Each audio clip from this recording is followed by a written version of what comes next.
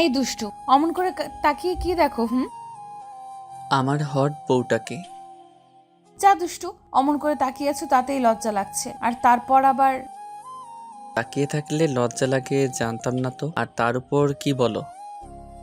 তাকিয়ে আছো সেটাই তো লজ্জা লাগছে, তার উপর আবার এইসব উল্টাপাল্টা বলতেছো, এতে কি লজ্জা লাগতেছে না বলো জান? তোমার আবার লজ্জা লাগতে পারে সেটা তো জানতাম না। আর এত বেশি লজ্জা পাও কোথা থেকে তুমি জান? কেন, আমি কি নির্লজ্জ বেহায়া নাকি তোমার মতন? যেমন লজ্জা থাকবে না, তাছাড়া মেয়েদের একটু লজ্জা বেশি, তুমি সেটা জানো না? সেটা জানি, কিন্তু আমি তোমার দিকে এমন করে একটু তাকিয়ে থাকলে তুমি যে এত বেশি লজ্জা কেন পাও আমি সেটা জানি না।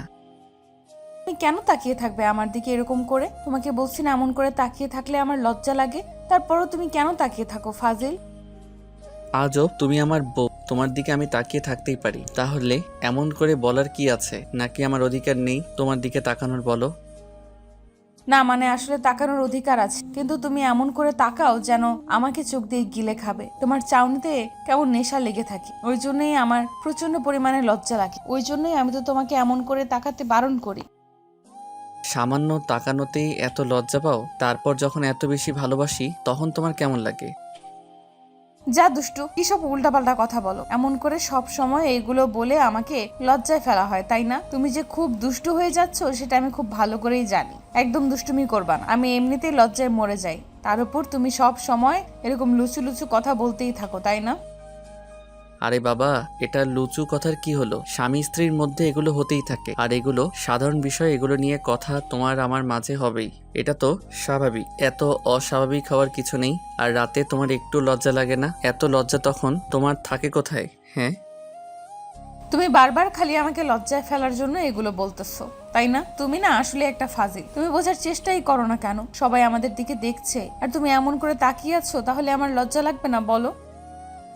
তুমি যতক্ষণ অবধি না বলবে যে তুমি এমন করে লজ্জা পাও কেন, তার উপর আমি তাকিয়ে থাকলে তোমার এরকম লাগে কেন, ততক্ষণ অবধি আমি তোমার দিকে এমন করেই তাকিয়ে থাকবো। আর কি জন্য লজ্জা পাও না সেটা যদি না বলো, তখন অবধি তোমার দিকে এমন করে তাকিয়ে থাকবো, সেটা খুব কি ভালো হবে বলো? ঈশানীর এরকম ধারা কথা শুনে সিনথিয়ার পুরো মুখটা লজ্জায় পুরো লাল হয়ে গেল।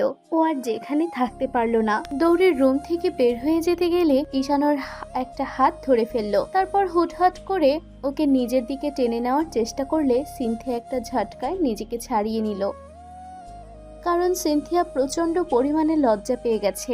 লজ্জা পেলেও ঈশানের সামনে থাকতে পারে না। রাতে হয়তো চোখ জোড়া বন্ধ করে রাখে, ওই জন্য এরকম করে কাছে থাকতে পারে, কিন্তু দিনের বেলাতে ওর চোখের দিকে তাকাতেই পারবে না। তার উপর ঈশানের এরকম কথা বলছে, যার জন্য নিজেকে পাগল পাগল মনে হয়ে যাচ্ছে। সিনথিয়া একটা ঘরের মধ্যে চলে যাচ্ছে, বারবার মনে হচ্ছে ঈশানের অনেকটা কাছে চলে যেতে। এখন যদি ওদের মাঝে কিছু হতো, সিনথিয়া নিজেকে সামলে নিতে পারতো না। কিন্তু এখন দিনের বেলা, এখন যদি কিছু হয় আর হুটহাট করে যদি সেটা কেউ টের পেয়ে যায়, তাহলে তো অনেক বড় কেলেঙ্কারি হয়ে যাবে। আর দিনের বেলাতে দুজনে কাছাকাছি আসবে কেমন করে, তাতে হয়তো অন্তত সিনথিয়া নিজেকে আটকে রাখতে পারবে না, আর লজ্জায়ও পুরো শেষ হয়ে যাবে। তাই সিনথিয়া যখনই বের হতে যেতে গেল, ঈশান ওর একটা হাত ধরে নিজের কাছে টেনে আনলো। তারপর সিনথিয়া নিজেকে ছাড়িয়ে নেওয়ার চেষ্টা করলো, তখন ঈশান ওকে একটু হ্যাচকা টান দিয়ে দূরে সরিয়ে দিয়ে তারপর দরজাটা আটকে দিল। তারপর দরজার সামনে দাঁড়িয়ে একটা ডেভিল হাসি দিয়ে বলতে লাগলো, কোথায় যাচ্ছ সুন্দরী? তুমি আজকে আমার হাত থেকে বাঁচতে পারবে না। তাছাড়া তুমি কি চাইলে এমন করে আমার থেকে দূরে সরে যেতে পারবে নাকি? এখন দেখি তুমি কোথায় পালাও। না না, না হতে পারে না, তুমি আমার সাথে এরকম করতে পারো না। আমি তোমাকে অনেক বিশ্বাস করি, তুমি প্লিজ আমার বিশ্বাসটা ভেঙে দিও না। হুম হুম হুম তুমি আজকে কোথাও পালাতে পারবে না সুন্দরী, আজকে তোমাকে আমার কাছে ধরা দিতেই হবে। ছেড়ে দে শয়তান, তুই আমাকে ছেড়ে দে। তুই আমার দেহ পাবি কিন্তু মন পাবি না। তুই যতই আমার সাথে জোর জবরদস্তি করিস, কিন্তু আমার মনটা তোকে কিছুতেই দেব না। তুই আমাকে কিছুতেই নিজের করে নিতে পারবি না। তোমার এই যাত্রা পালা বন্ধ করো। একটা পুরুষের শক্তির কাছে একটা মেয়ে যে পেরে উঠবে না, এটা তুমিও খুব ভালো করে জানো। আর তুমি আমার থেকে দূরে সরে যেতে চাইছো, তো চলে যাও, দেখি কি করে পারো। আমি দরকার পড়লে জোর করে নিজের করে নিব, এমনিতেই তুমি আমার হয়ে যাবে। আর আমি খুব ভালো করে জানি যে তুমি আমাকে ভালোবেসে বিয়ে করেছো। তুমি আমাকে কতটা ভালোবাসো সেটা আমার খুব ভালো করে জানা আছে, এগুলো আর নতুন করে বলে দেওয়ার কিছু নেই জান। সবই যখন জানো তাহলে আমাকে এমন করে সবসময় লজ্জায় ফেলো কেন? তুমি জানো না এগুলো বললে আমার প্রচন্ড পরিমাণে লজ্জা লাগে, তার উপর আমি নিজেকে আটকাতে পারি না। তাই প্লিজ এরকম করে আমাকে লজ্জায় ফেলো না, একটু যেতে দাও এখান থেকে। আমি তোমার সামনে থাকতে পারছি না, তোমার চোখের দিকে তাকাতে আমার প্রচন্ড পরিমাণে লজ্জা লাগতেছে। প্লিজ এখান থেকে যেতে দাও জান, এরকম করে আমাকে জোর করে এখানে আটকে রেখো না, কিন্তু লজ্জায় একদম শেষ হয়ে যাব। তোমার লজ্জা দূর করার জন্য তো আমি আছি, তাহলে তুমি এত হাইপার হচ্ছ কেন? তোমার বর থাকতে তুমি এত লজ্জা পাও কিসের জন্য? তোমাকে বলছি না তুমি এত লজ্জা পাবে না? তার উপর তোমাকে যত বেশি আমি কাছে টেনে নেওয়ার চেষ্টা করি তুমি তত বেশি দূরে সরে যাওয়ার চেষ্টা করো কেন বলো তো? আমি সামান্য তোমার দিকে তাকাতে এত বেশি লজ্জা পাও? তাহলে যখন আদর করি তখন তুমি কি করে নিজেকে সামলে নাও বলো জান? তুমি আবার ওইসব দুষ্টু দুষ্টু কথা বলতেছো? প্লিজ এমনটা বলো না। তোমাকে বলছি না এইসব কথা বললে আমার প্রচন্ড পরিমাণে লজ্জা লাগে, তারপরেও তুমি এইসবই বলতেছো। প্লিজ শোনো, এরকম বলো না। জান আমি সব দূর করে দিব, তোমাকে বলতে বলেছি তুমি বলো, যদি না বলো তাহলে কিন্তু এখন জোর করব। সেটা কি খুব ভালো হবে? তুমি আরো লজ্জা পেয়ে যাবে, আর লজ্জায় আমার সামনে তুলে তাকাতে পারবে না। এটা কি খুব ভালো হবে বলো? দেখো ঈশান, আমি কিন্তু এখন প্রচন্ড লজ্জা পাচ্ছি, আমি এগুলো এখন বলতে পারবো না। আচ্ছা রাতে যখন তোমার বুকে মাথা রাখি তখন বলে দিব, তারপর এখন তোমার সামনে থেকে যেতে দাও।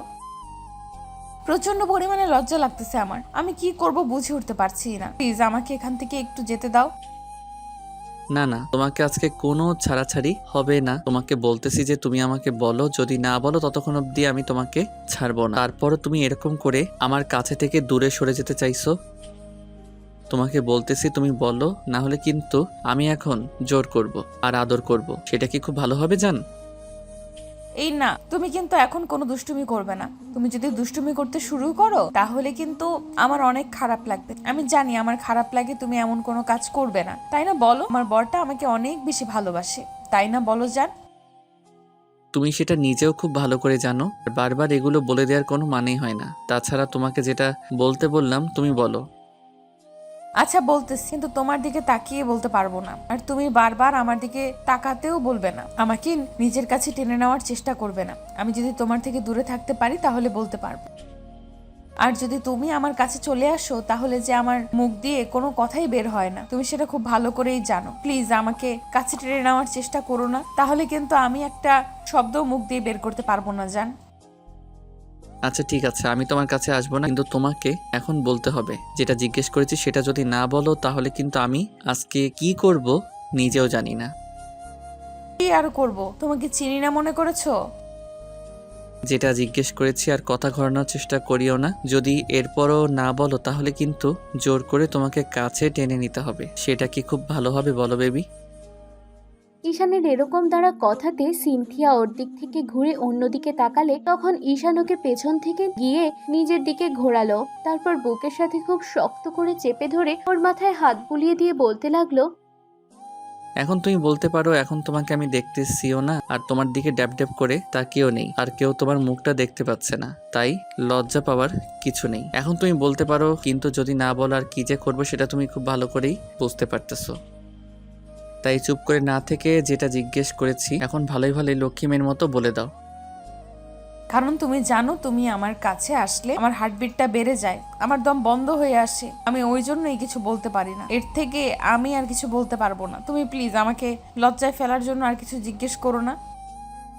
সিনথিয়ার কথা শুনেই ঈশান কিছুক্ষণ ওর মুখের দিকে করে তাকিয়ে রইল, তারপর একটা সময় কিছুক্ষণ ভাবতে লাগলো ও কিরকম পাগলি একটা বউ পেয়েছে যে কিনা ওকে এত বেশি ভালোবাসে।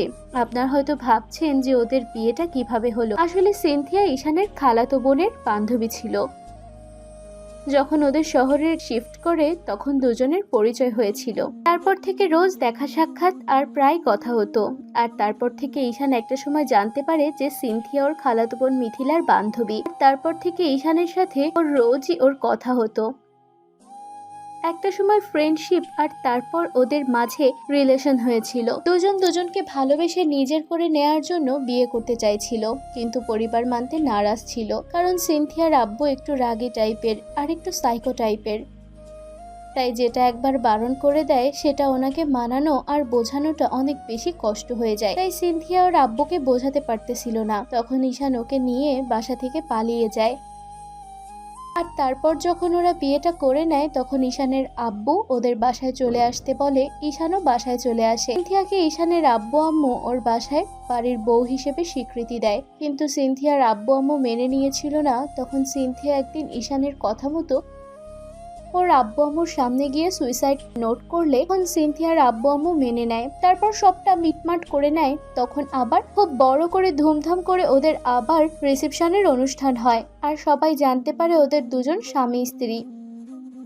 তো সিনথিয়া কোনো কথা বলছে না দেখে ঈশানকে বুকের মাঝে জড়িয়ে ধরে রেখে বলতে লাগলো, আমার পাগলিটারে এত বেশি লজ্জা আসে কোথা থেকে, আমি তো সেটাই বুঝতে পারি না। এখনো তুমি আমার বুকে আসো, তাহলে এত লজ্জা পেতে হবে কেন? লজ্জা পেও না। আচ্ছা ঠিক আছে, আমি এখন তোমাকে আদর করবো না। তোমার যদি এতই লজ্জা লাগে তাহলে আমি তোমাকে আর স্পর্শ করবো না, আমি চলে যাচ্ছি, কেমন? এই না, তুমি আমাকে বুকের সাথে এমন করে জড়িয়ে ধরে রাখো, তাহলেই হবে। আমি অনেক বেশি হ্যাপি থাকবো। প্লিজ আমাকে ছেড়ে যেও না জান। ঈশান একটা মুচকি হাসি দিয়ে মিথিলার কপালে আর কথায় অনেকগুলো কিস করে দিল। তারপর আর কি, তো ভালো থাক ভালোবাসা। আমাদের দেয়া গল্পটি যদি আপনাদের ভালো লেগে থাকে তাহলে একটি লাইক করুন। আরও নতুন নতুন গল্প পেতে চ্যানেলটি সাবস্ক্রাইব করে বন্ধু হয়ে আমাদের পাশে থাকুন। ধন্যবাদ সবাইকে।